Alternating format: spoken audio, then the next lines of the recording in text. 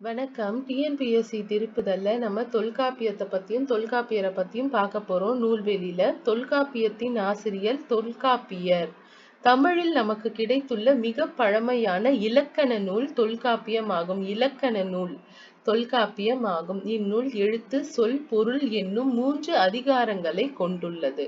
ஒவ்வொரு அதிகாரமும் 9 இயல்களை கொண்டது. இங்க பாருங்க, இந்த இந்த பாடல் வேண்டாம், நமக்கு நம்ம நூல்வெளியை பத்தி தெரிஞ்சுக்கலாம். தொல்காப்பியர் தான் தொல்காப்பியத்தோட ஆசிரியர்.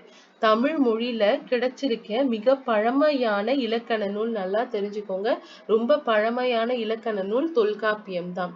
இந்த நூல் எழுத்து, சொல், பொருள் என்ற 3 அதிகாரங்களை கொண்டுள்ளது. 9 இயல்களை, ஒவ்வொரு அதிகாரமும் 9 இயல்களை கொண்டுள்ளது. ஓகே, உங்களுக்கான பயனுள்ள தகவல்கள் அடுத்தடுத்து வந்துட்டு இருக்கு. சேனலை சப்ஸ்கிரைப் பண்ண மறந்துடாதீங்க.